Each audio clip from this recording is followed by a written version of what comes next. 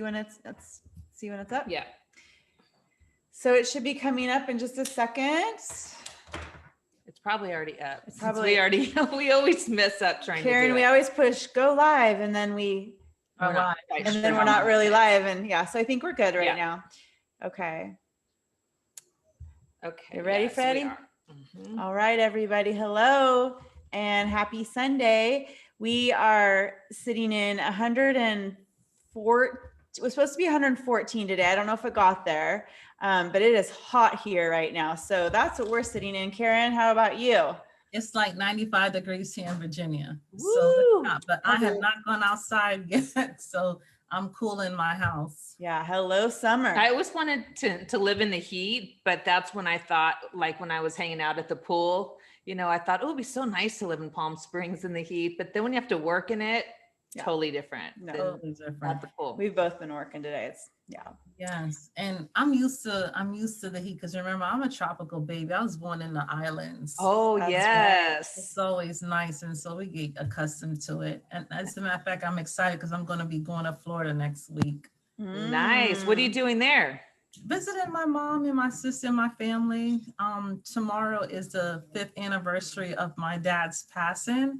And so I decided to take a trip and go by his burial site and just spend some time with my mom. It's been a while since I've seen her. Nice. That'll be I'm good. sure she'll love that. Well, let's Why don't get you going introduce here. Karen? Let's get going here. Welcome everyone to the Freedom Exchange. And I'm going to look and make sure we're on. I think we are because we're Okay. Yep. All right.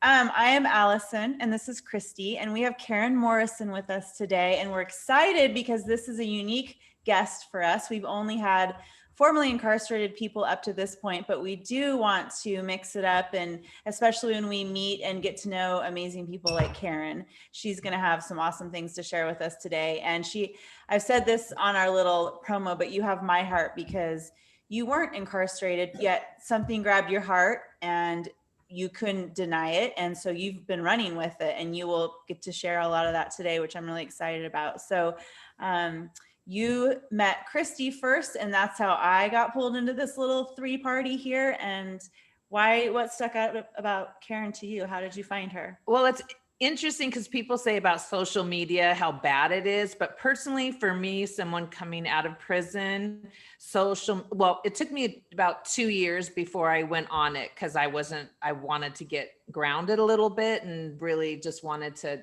get space from it. But once I went back on, I realized there was so many people out there in prison reform and fighting for people in prison. And I've said this a million times, I had no idea that there were people fighting. I had no idea anyone really cared about other people in prison. That's the honest truth. And so when I met someone like Karen, I was like, oh my gosh, this girl, look at her go. And I'm just like cheering her on the whole time, like, yes, yes, yes. And I just, it's one of those things where your heart meets another heart that's similar. And you're like, okay, I'm on your team, whatever you're doing, sign me up. Yeah. And so I told you about her and that's awesome. how we're here. Yeah. And then we had a really great conversation the other day and I got emotional. I don't know if you got emotional, but it was really good stuff.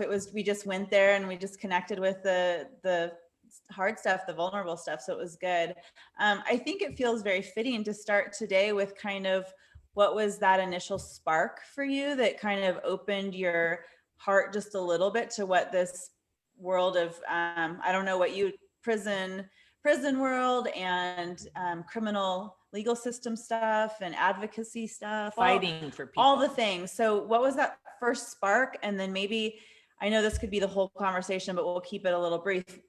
Tell about how it's a wildfire now in your life. Yeah, so I always want to say that growing up as a child, I probably loved to argue. So I did want to become an attorney, but decided maybe that wasn't the best for me and ended up being a school teacher.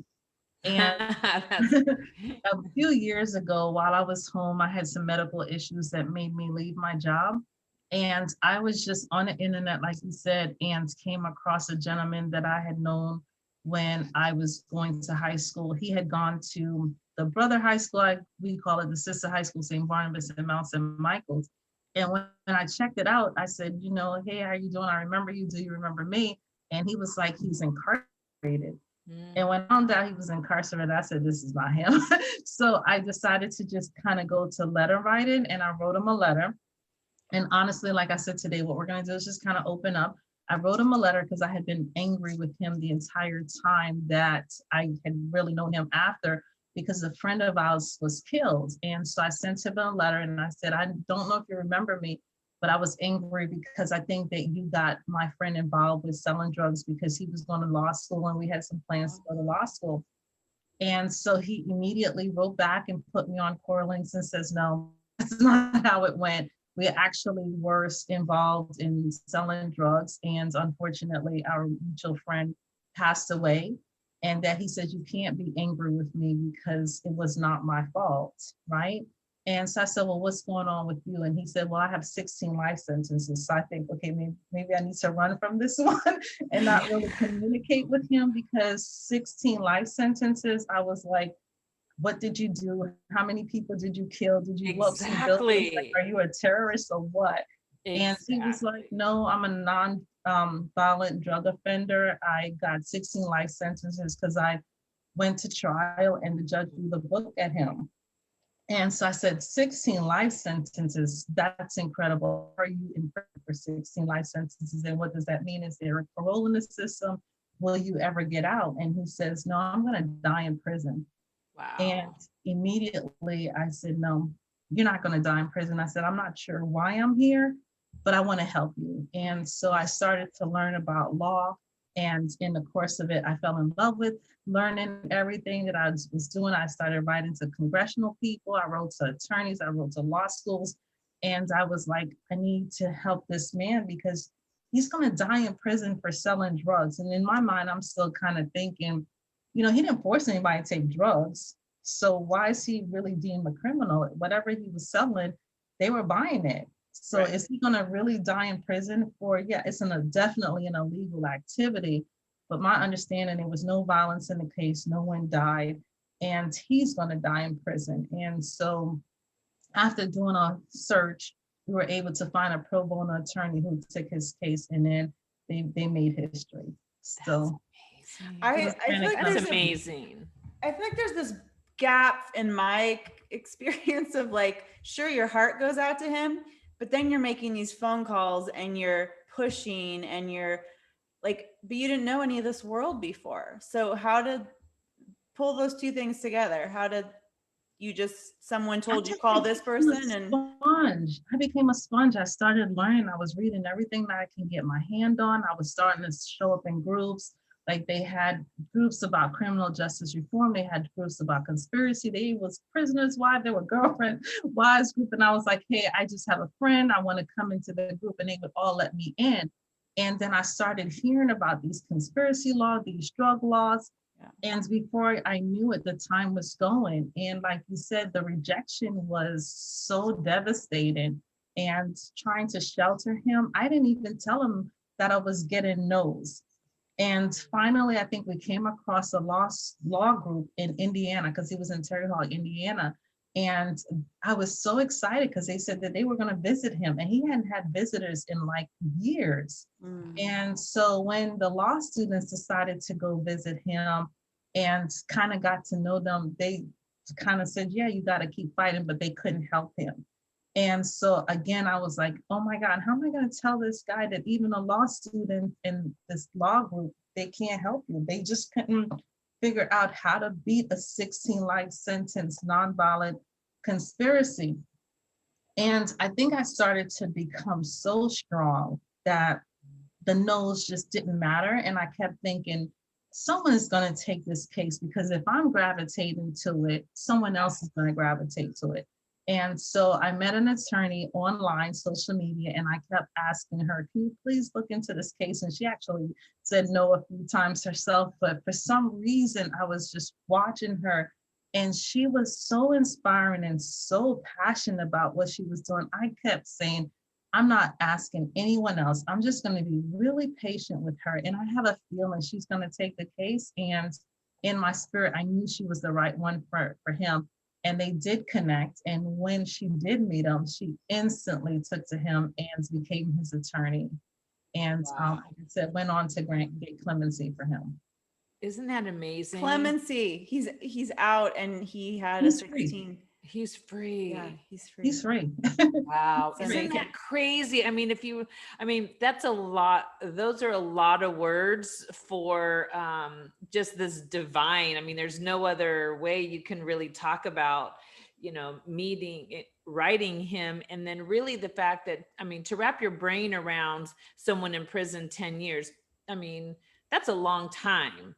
But then to say a life sentence, that's like ridiculous. And then 16 life sentences, it's Insurmountable. almost like a cartoon like that. I mean, that's majorly impossible to fight that. But then you're like, I think I can. That's why I was like, oh yeah, she's our girl. And it did not stop there. Yeah, I love that. I know. I used to get so many people telling me that, what are you doing? He's not getting out of prison. You're wasting your time. This guy is going to die in prison. I had so many naysayers. But what we started to do was push on social media. And then we realized that people were gravitating to his case and they were saying 16 life sentences is just a bit too much. And then I was trying to find, like, I literally did a search to see what is the most sentences that you can get. And he was up there, like for federal case. I saw 18 life sentences for like major drug cartels. And here it is that I'm talking to someone who has 16 life sentences, nonviolent, no one with skills, and he's gonna die in prison. And like you said, it got to be something where I want to use the word obsessed with it, because I got obsessed with it. And you would have to happen. to succeed. You would have to. You Yeah. can't just be considering it. Right. And so I got up every single day. And like you said, we just fought for his freedom. And so it was so good when the attorney took the case, because I wanted to say, here, take it and let me just kind of breathe for a little bit. I'm going on vacation. Can you handle this for a week? No, but I didn't go on vacation. What I ended up doing was kind of turning it over to her, and she did her thing. But what I loved about her was she actually became a mentor. I was, involved with her. We were talking about the case and I felt like we were a team. And so I was learning again, but I was such a sponge, and I was listening to her and I was seeing how she was moving on social media. I saw how she was advocating for others. And then I came across some more friends that were incarcerated with life sentences. And I felt like, if this is the time to do it, this is the time to get them out. Yeah. And so I did have others who were involved in a clemency initiative. And so basically they had attorneys, which was great. So I didn't have to do that kind of heavy lifting. I just had to promote them on social media. And if they needed things, I could just send it to them.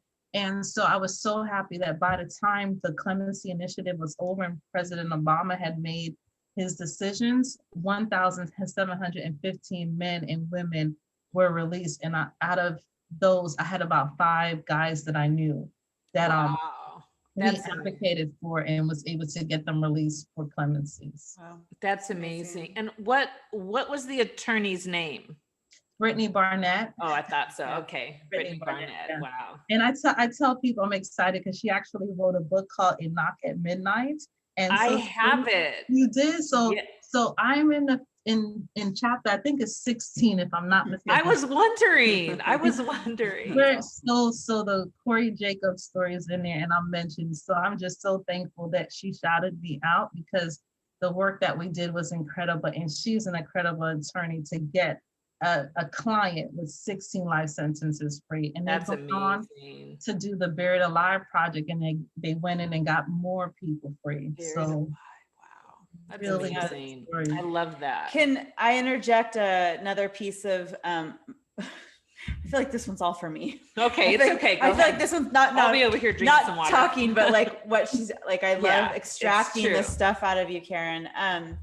We talked about this, the thought of imposter syndrome. I am in this cohort through Columbia University right now, and I just like hung up with that before we started our talk today. And I'm with these amazing women doing amazing advocacy work all over the country in all different areas of work. And I sit there feeling like I want to jump ahead in time and be there and already, you know, skip all of these steps that I'm in right now. And you're talking about those early stages when you just were writing a letter to Corey. So did you battle any of that through this, that imposter syndrome? Like, who am I and why am I in this? Yeah, I did. I did that so many times because number one, I was getting pushback because I'm not an attorney, you know, and so trying to advocate for someone is so different than actually being the attorney and having their client. And so just going through those kinds of thoughts, there were times that I'm saying, what am I doing? Like, what am I really doing? Like, how am I gonna help these people get out of prison? And it wasn't until the pandemic that happened that I really started to flourish, because then I was saying to myself, okay, I need to learn a little bit more so that we can start to help more people. And so, you know, I believe in a higher power. So I was attracting the right energy, and they were sending me people that were willing to, again, take me under their wing. And I was learning how to help people file pro se motions and trying to do so many different things for women. And Topeka Sam, I work with her with the Ladies of Hope Ministry. She was like, Karen, go ahead and do your thing.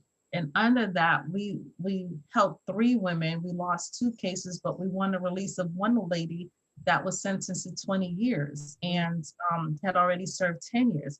And so, like you said, there were, you know, just, it's amazing. And I shared earlier, I was on another interview, that these are people that I don't know. They can come ring my doorbell right now, and I would be like, who are you and why are you ringing my doorbell? Like, I just don't even really know them. Well, you talk a lot about that, about staying really open and expectant and saying yes to things, and things come your way. Like, you talk a lot about, she gets on my case when I get insecure about my work.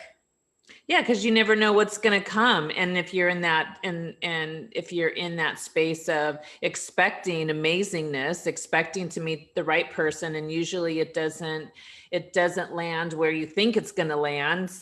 You know, you're looking over here and there's this whole other thing happening, and you have to kind of look over there too, you know? So yeah, I think it's amazing. Because you can go into it with one plan. Like, I have a case that I'm helping a gentleman named Deshaun die in Ohio. I'm thinking we're going to win in the courts. We were able to rally up, and Trey Mason and I worked together on this particular case, and we were able to pay for an attorney, and we're stuck in court. But guess what? Legislation just passed where he's a juvenile. And so he's going to be eligible for parole next year. So like you said, it's just different things. And what you have to do is, I've learned how to manage stress. Like, I just can't do stress anymore. And so it's more like naturally, organically, things are happening. Like, I was able to assist a guy who did clemency. And I remember the only thing I did was do the clemency, put it on Instagram and say, oh my God, I'm so happy I just put the finishing touches on this clemency. And we filed it with the pardon attorney's office. And I got a phone call that someone had seen it. They wanted to help, and they were going to bat for this person. And it was like naturally, and we were able to win a clemency that way with really little work other than me putting the clemency application together. And so I decided that I'm not going to stress out and do all this. Oh my God, I can't get them out. This is not working. I'm just letting things happen organically. And like you said, I'm in love with this work. And I just feel like it's naturally going to happen. If someone is supposed to get out of prison, they're going to get out of prison. Definitely. That's so good. You don't have to force it. Yeah. And I have a question. So when you get to the end of a case and they're out, and it's like, you know, all that work and that anticipation and all that, and then when it's over, do you like take a nap for 2 days, or do you like She's got more going? She's got more happening. Yeah, I know, but is it a little bit of not a letdown, but how do you feel when you transfer to the next case? Or do you give yourself moments to enjoy the win, enjoy the gift? And how much time do you give yourself to enjoy it? So that's a multi-part question. Okay. So let me see if I can answer it. First of all, I'm going to take a vacation for the first time in a long time, probably in like 6 years. I've been going, and just didn't even realize it. And I do need that break. But when I help someone get out of prison, I go, yes, we did it. And then I'm like, all right, come on, who's next? Who's next? Because at the end of the day, you have to look at it as the door just opened. And so that means they're letting people out. So while the window's open and we're in our winning season, let's keep getting more people to come and help them out of prison, because when the door closes, and I'm hoping that you both have seen this, when this door closes, we're not getting people out of prison. Yeah. And so while the window's open because of the pandemic is why I'm working, and my organization is working around the clock till 3 or 4 o'clock in the morning. We're not really getting any sleep because we're trying to do as much. But I am going to take the next week off and celebrate some of these victories, because I don't think I've grasped it yet. That wow, we just helped some people, lifers, and people are serving 23 years. And I don't think I've come to celebrate yet, and I'm going to celebrate. Good. Yeah. We're happy for you. We want that for you. We can't wait to see pictures. Yes. It's huge, because when you're inside, and I say this a lot too, when you're inside, there's no hope. There's none, maybe a sliver occasionally. So I say this too, I had no idea anyone was fighting. And so the fact that there's people fighting, I hope a lot of people in prison know that, just so that it gives people an extra dose of hope to know that there's people out there, because there's lots of women in there for 27, 31, 33, 38 years for non-violent drug offenses with the same judge, which is a whole other issue of why we need certain judges to not be there anymore, instead of spending all this time on clemency on the same judge. But that'll be another. Right. But I just want to say this, and this is where I feel like I'm grateful and I'm blessed, right? The first person that took me under their wings was Brittany Barnett when I was in a space like this, right? And they have gone on to co-found the Buried Alive Project. And I think the Buried Alive Project is doing amazing work because they're helping lifers get out of prison. And then I was able to meet Amy Polak, right? And I always say her name wrong, so please forgive me. Oh, that's right. Yes. And so Amy is with Can Do Clemency, or Can Do Foundation. And I remember showing up and saying, hey, what is your organization doing and how can I help? And so again, Amy took me under her wings, and I became a guardian angel for Daryl Solomon Hope and for Shanita McKnight. And through just hard work, and through Amy always advocating for the most deserving men and the most deserving women, we were able to really do some good things in the last 6 years, where so many people are now getting relief. And so I know it feels like a lonely space, but there are some wonderful organizations that are out there, like the Ladies of Hope Ministry with Topeka Sam. Yes. Dream Corps Justice. I always shout out Lewis Reed, because again, he saw what I was doing. And so I've been able to affiliate myself with Dream Corps. Love and that. Also Reform Alliance. And so there are a lot of organizations that are doing things. It's just unfortunate that they're not really getting into the prison. But what the Ladies of Hope Ministry is doing right now is we are sending messages that we don't want people to feel like they're forgotten, and that they're actually working. And also, I can't forget my organization, Fighting for Freedom. We're doing tremendous things to letting people know that we may not be able to take all the cases, but we're teaching their family members how to advocate for them. And so that's also making a difference. Yes, and that it's possible, and you're doing it. It's not just a dream. If someday it's happening. Yeah. So that's amazing. And thank you for shouting out all the resources. Yeah, we would have asked that question anyway. We love so that. Thank you. I like that you're, showing families and teaching families how to get involved and be proactive for their loved ones. Collaboration is so huge to not just do the work on your own, but to look who else is doing the work and then come alongside each other. Do you find that in all those organizations that you just shouted out and other ones that you're aware of, that people want to collaborate with each other? They absolutely do want to collaborate. And I guess because I'm such a neutral person, there's some stuff that goes on in these organizations, but I'm just not involved with that stuff. Good. But all of them seem to love each other and they work together. And I think that's what's so beautiful about the space. And again, what I'm finding is that everyone's checked the egos at the door. This is about trying to help people get out of prison. And so if I say to them, hey, I think I have a particular case that you may want to take a look at, they always are so welcoming to me. Even if they're extremely busy, they'll say, Karen, I'm busy, but go ahead and email it to me. And when we get a chance, we'll take a look at it.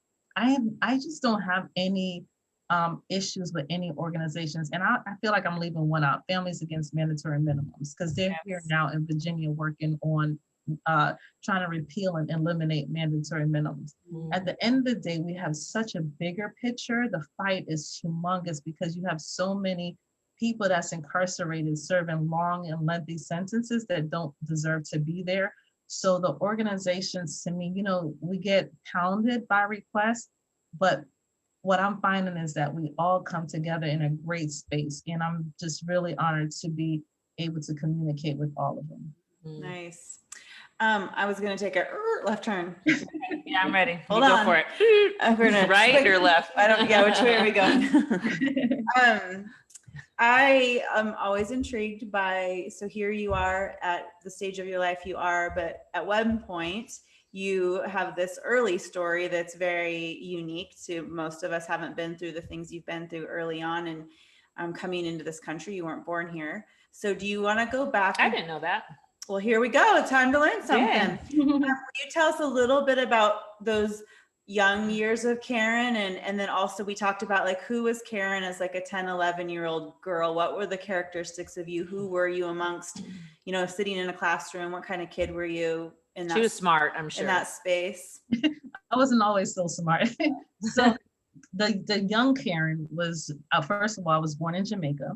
I did not come to this country until 1977. So I was 7, so you can kind of figure out how old I am right now. Yeah. But so when we came, we were raised in a third world country, so we really didn't have anything. And so we were poor. And so when my family came, I love my mom because my mom is a nurse and my dad, and they came, pull resources together. My mom would work night shifts and my dad would work morning shifts. And so I just remember that they instilled education. And so when I first started school, I started in the 3rd grade, and I'm starting to share the story now. I just couldn't read. I couldn't do math. I was a struggling student. And I remember just being bullied and, guys punching me in my chest or girls wanting to fight me because I was coming from this country and speaking a broken dialect. My language was totally different.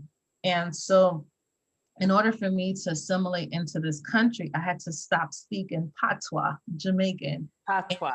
Learn how to speak English and just speak it properly.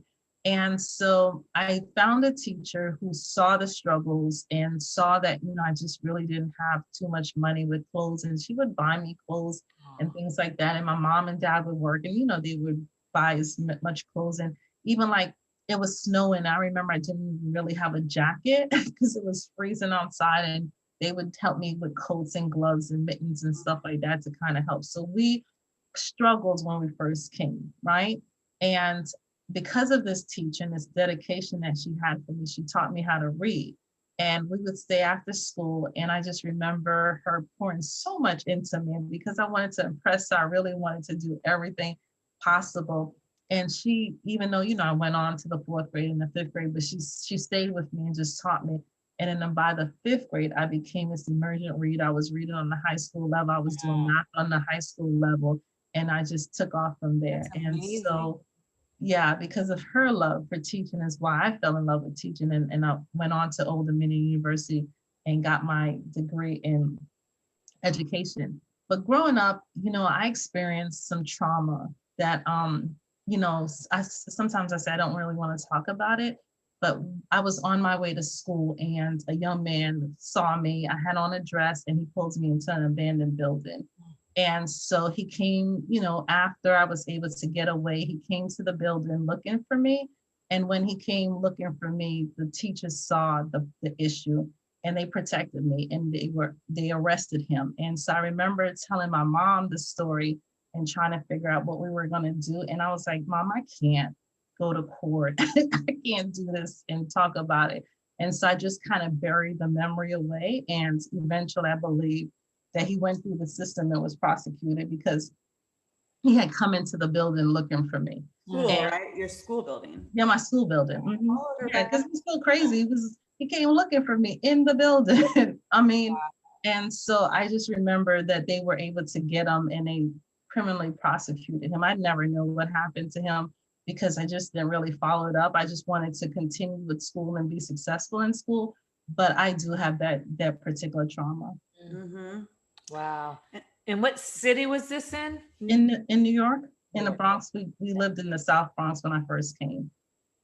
And you had said you were quiet probably because you were just unsure of, school was hard and the language and the bullying, and then that trauma happened. And I think it's interesting that you felt you were kind of shy back then. And I then was very shy, very shy. persistence, even today, I've seen different interviews and you've mentioned that you still have a shy part to you, I'm but the still work shy. you do is completely like tenacious and pushing and assertive. Now I'm aggressive, but I'm still shy. Do you Yeah, say aggressive or assertive? I'm aggressive, assertive, Whatever it takes. resilient. Yes. I feel like my comfort zone is working behind the scenes. It hasn't been till recent years because I started my nonprofit organization and I became this executive director, founder, co-founder and president, that, they're teaching me about branding and being able to come out, because if you're to get funding, you have to start to speak. And so even sometimes I have pushback because the victories, like you say, you celebrate because you're so excited. But then when you come out, people are looking at you like, is she an attorney? What is she doing? She's a fraud. I've been called all kinds of stuff. There's been allegations against me and all kinds of things. But at the end of the day, like, I want to be so comfortable in what we're doing, because it's not about me. I'm not trying to be a star from this. Right. I just want people to gravitate, especially to incarcerated lives. And what I'm finding is that there's a lot of organizations that do cases with non-violent offenses. That's easy, right? Who's not going to let a person out that commits a non-violent offenses? What about people who commit violent offenses that have committed first-degree murder or second-degree murder or even a double homicide, right? And so I've been able to carve out a lane by taking those cases, because at the end of the day, like, we have a young lady, April Barber, who committed a double homicide. She was a young girl, 13 years old, 14, who got involved with the older gentleman, was pregnant. He convinced her to set the home on fire. When she set the home on fire, she didn't know any better, and her grandparents died. She's incarcerated for a life sentence. While she's been in there 30 years, she's received more degrees than I have. Her rehabilitation is amazing. And no matter how much we try to get her story out in the public, people still want to push us back. When does she deserve a chance? She deserves a chance. 30 years incarcerated for something that she was a minor that she did. April Barber deserves to be home with her son. 13 years old. 13. And she didn't know better and she wasn't aware of everything. And No. her brain, all of the things of not being fully aware, functioning, knowing. Yes. And we know that life sentences for a minor is just tremendous. And laws have changed, but yet 30 years later, April Barber is still incarcerated.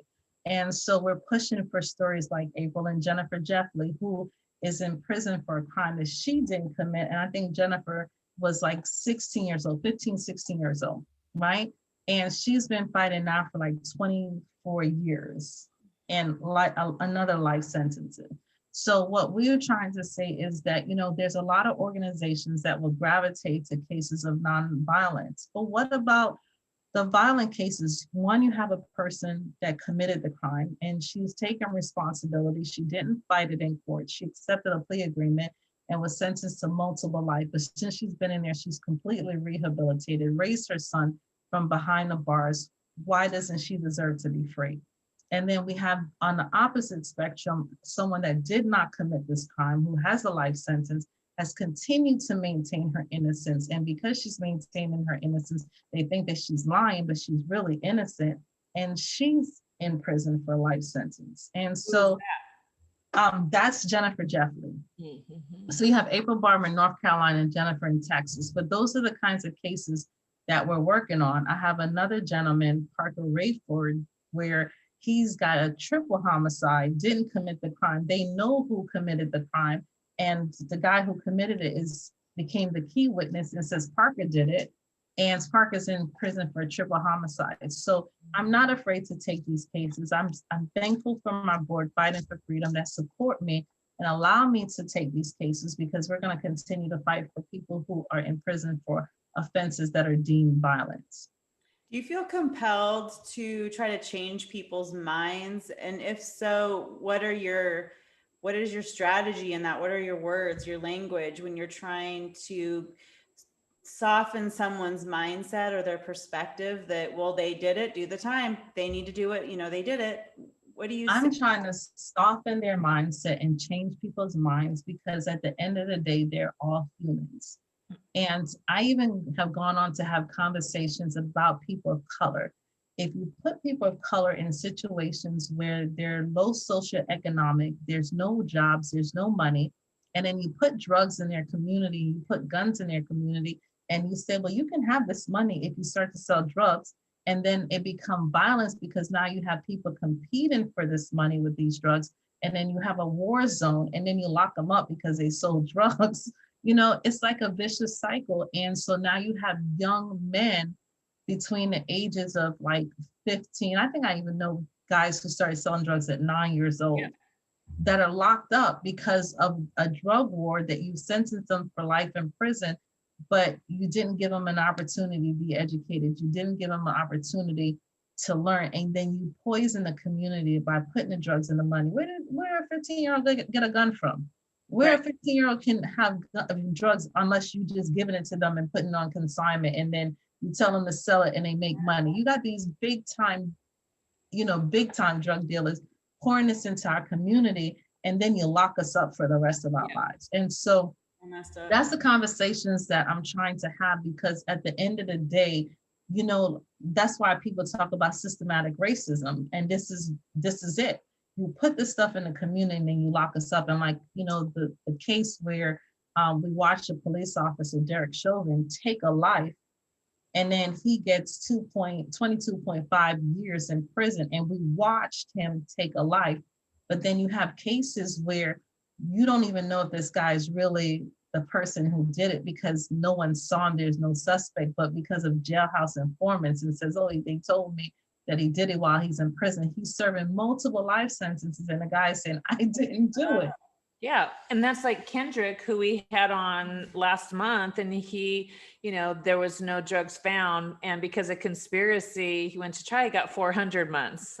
He had 300, and then he went to trial and he got 400. Yeah. And then he talks about, the people that did much worse things have bodies. Derek Chauvin, and gets 22. Right. And see, the thing is, I always believe that because these sentences are so massive that it's almost hard to wrap for the average person, or the person who has never had any dealings with prison. It's hard to wrap your brain around, like, even I talked to my sister about some of these, and she's like, what? Even though she knew what I went through, it's like, it's unfathomable. So people don't even really want to learn too much about it, because then they're like, I live in a country that does this. So it's almost like, well, they must have done, they must have put 10 people in the dirt or something. So that's one of the reasons why we have this conversation, is so that people that have never been in prison or don't know can hear directly from each other that these are the things that are happening. And then there's ways that they can, help you donate, help other people, other organizations that you just mentioned, fight for people, that don't deserve it. A young girl, 13, does not deserve life sentences like that. And also, as you're talking, I'm wondering, this just came to me, why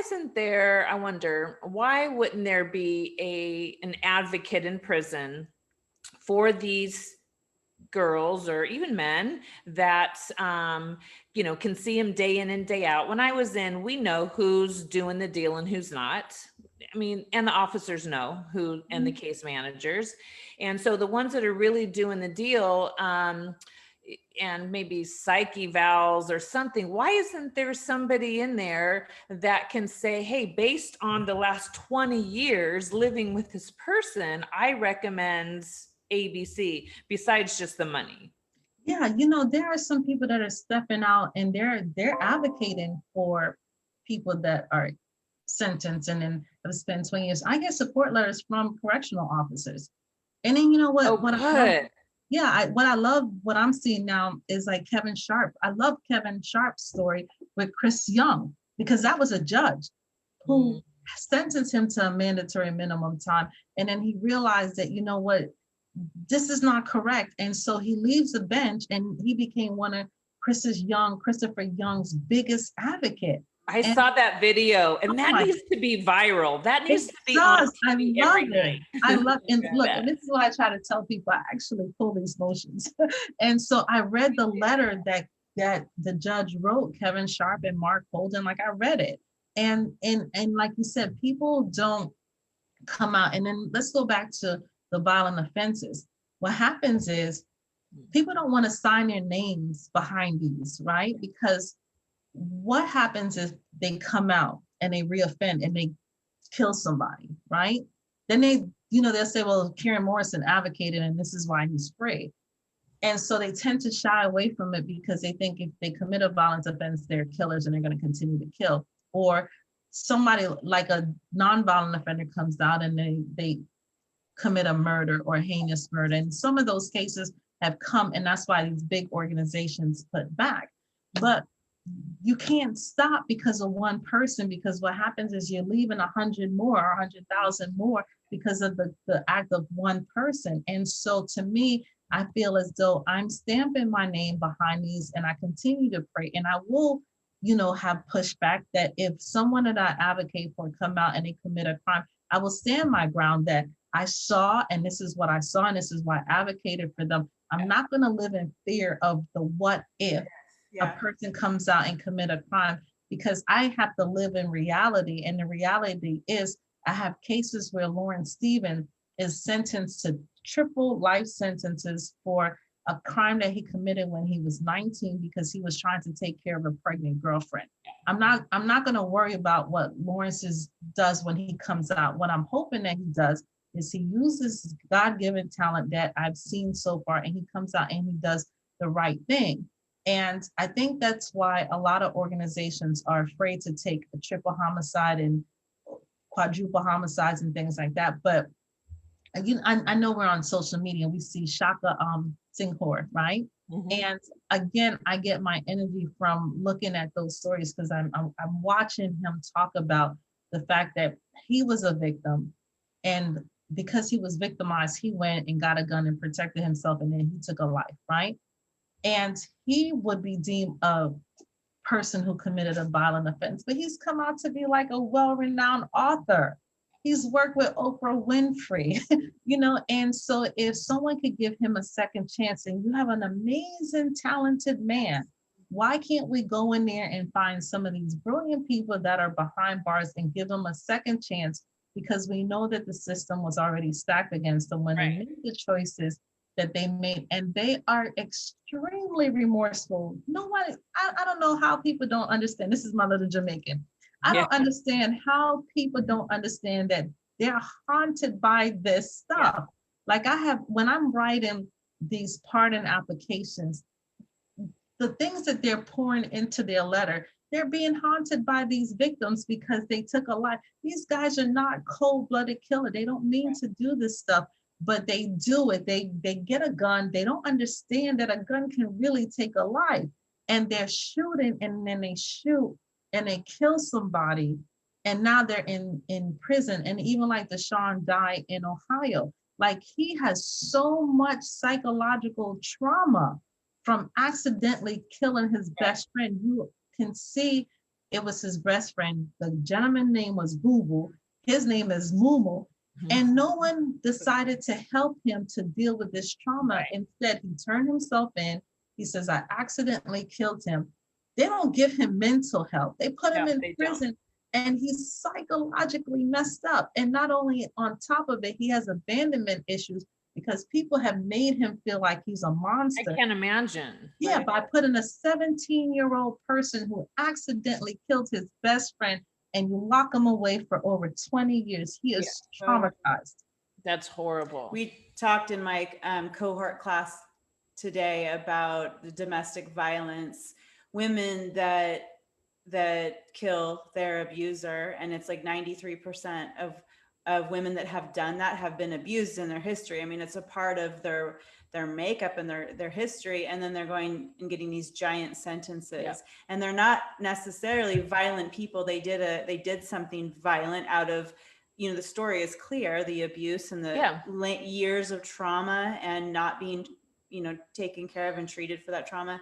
And that's not the right form of rehabilitation and healing that they need. Yeah, and in the feds, I know there's no help for their trauma. I mean, I talk about a gal who said her father was molesting her and she needed help while she was in there, and they said there are no services.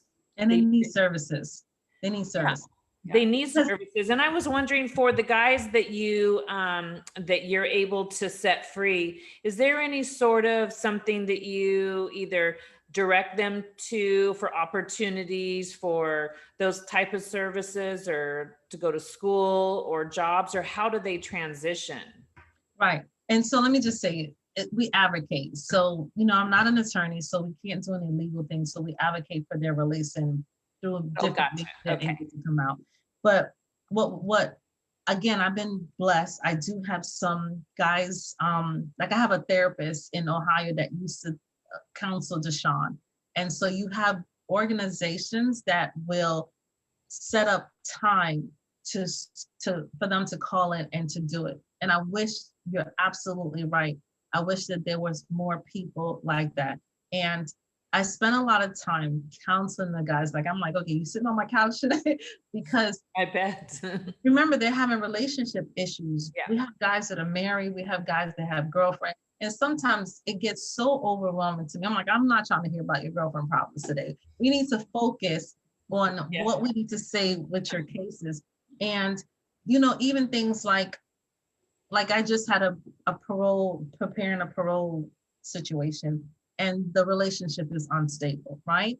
And so you don't want to put a female in a position where today she's with him and tomorrow she's not, because remember, the parole board is looking for stability. And so if you don't even have a stable relationship and this is your home plan, how is the parole board going to let you come out? Right. And see, those are the kinds of things, again, that we have to think about. And so to answer your question, I think more psychologists and psychiatrists need to get in there and really help, because especially these cases of violence, because regardless of what they think, they're going to come out sooner or later, right? Yes. But I think they don't put the therapy in because they want them to rot in prison and they want them to die, right? And then it's a catch situation, because now you say they're not suitable because they haven't shown rehabilitation. But how can they be rehabilitated and you don't give them the classes? Yeah, there's none provided. Right. And so like you were saying, Christy, you didn't really know about the organizations out here. And so what I'm finding is I spend a lot of time searching, and even the guys who are denied parole here in Virginia, they say that they don't have enough programming. Well, how can they do programming when you have Thinking for a Change, Breaking Barrier, and Victim Impact, and you don't have too many classes? And so what I'm able to do is find some free classes, right? And I send them the information they write, and then there's correspondence school. And so they're coming outside of the prison and they're trying to educate themselves. Or I send them books and I tell them, listen, you may not be in a class, but we're going to say you're an avid reader and you're going to write about the books that you read, right? And we're going to talk about that. And we're going to say that, you know, you wrote paragraphs or you wrote letters. So guess what? You are rehabilitating yourself because now you're an avid reader. Yeah, so we have to find ways. We have to find ways to highlight what these gentlemen are doing. And even like Daryl Frazier, who was able to get clemency from the former president, he started a nonprofit organization from prison with his mother and his brother. And so we were able to highlight that work because, you know, he didn't sit idle behind the prison bar. He actually started something in an urban community, helping young, struggling people with a nonprofit organization learn how to play tennis. It's called the Joe Johnson Tennis Foundation. And so from inside, there's some remarkable people inside. Oh my God, there's some brilliant people inside. Even, you know, I big up Corey because Corey had a thing, I can't remember, so about 130 certificates that he took. He took every class that he can get into. And I remember him sending stuff and I'm typing it. I'm like, well, I'm not trying to do no schoolwork, but he would send me stuff and I would type it up and send it back to him. And I was learning about all kinds of stuff, but they're doing whatever they possibly can to rehabilitate themselves. But the parole board will deny them because it says, well, you didn't take these programs. So they can't even get into the programs because they got life sentences. Right. Right. Yeah. I appreciate all you do, Karen. I so Oh. appreciate it. And Thank if you so anyone's much. listening that can be an advocate in regard to helping or telephone, psychologists or anything, please reach out, because that's the service work that will help all of us and even them, so I think that's amazing. Thank you so much. Yeah, I you love shared it. a lot of different pieces to what you do and to what's going on out there and who's helping and who's not helping. And that's what we're here for too, is just to kind of get it out there for the people that this is shock and awe time when you hear these stories. And you did a great job of just kind of touching on so many different issues that are going on. Thank you so much. And we love what you're doing. We love that you're so on social media, because we get to watch all sorts of things you're doing every day. So and look, it's they can follow me every day. They can follow me on Karen G. Morrison. I'm on Instagram. I'm trying to use Facebook a little bit more, and I'm going to get back on Twitter. But I just want to end this by saying, when I first started, I had no idea about how to get involved, right? And most people don't. And what you can do, even people don't understand, if you see organizations that are really doing the work, number one, donate to them. Because the money that you donate is going back into the mission, and most missions are to help incarcerated individuals. That's one way. If you are a person who reads these stories for change.org petitions, sign the petitions, right? Yes. Always sign the petition. And they get sent to you if you just sign up for the account. They get sent to you, and it's so easy to sign those petitions. Easy, right? And just sign the petition. Yeah. And then the other thing too, if there are call for actions, like one case, I won't say the person's name, but when the mom was there, she would say, call the governor, call the secretary of the Commonwealth, call these people, and people flooded the governor's office. And because of her mobilization effort and getting her son's story out, he was granted clemency within 5 months in Virginia. And the public said that it was impossible. That was not going to get done. It takes 2 to 3 years. But what we're so excited about is that young man's story was able to help streamline an entire process, right? And so now the Secretary of the Commonwealth cannot say that something takes 3 years to do. They've actually been able to, they started an entire portal where you can do online applications. They're reviewing, and our governor has granted 300 pardons because of a person that decided to advocate for her son. I call it magical. And so don't be afraid to push on social media, get your story out. And anyone in different communities, if you say Black Lives Matter, please help us. Even if you post something, you repost it, that's how it's going to help. I know there's a lot of controversy to the movement, but what we're saying is true. They're locking us away. You have a police officer that you watch take a life for 8.2 seconds. We literally saw him take a life. He's going to be incarcerated for 22.5 years.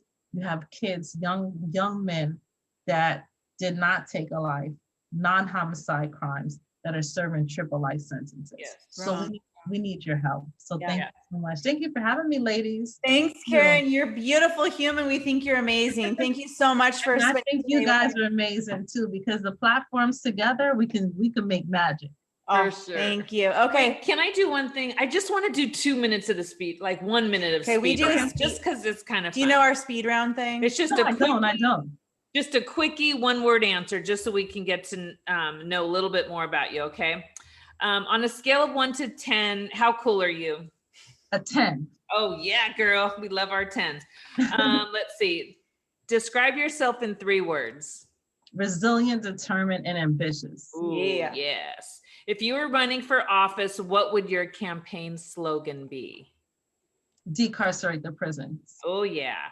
Are you morning, noon, or night? Early wee hours of the morning, 3 a.m. I work best. 3 a.m. That's not crazy. That's not you. Right? I'm about 5 a.m. Don't get me. What is it the first thing you think of in the morning? Freedom. freedom. And lastly, who do you admire the most? That's a great question. I'm going to be honest. I think it's Brittany Barnett. I admire her the most. Yeah, I love her too. That's That's pretty great. awesome. I love her. That's fantastic. Thanks so much for spending the Sunday with us. We Yes. really appreciate We'll talk it. to you again soon. And then we'll put all the information to find Karen on our Show notes. definitely. Thank you so much for having me. You're I love welcome. you guys. Bye, Have a great day. Karen. Bye-bye.